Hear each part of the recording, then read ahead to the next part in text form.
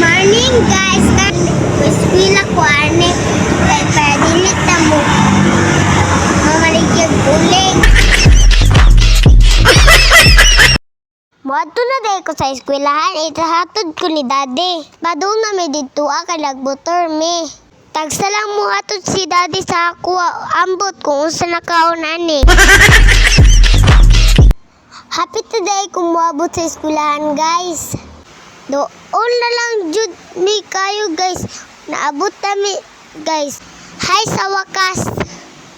Naabot naman me. Munaog dayon ko. Unya mo kiss tayo ko sa akong daddy. Dula me diwi guys. Pag humana na guys, magsulat-sulat dayon ko.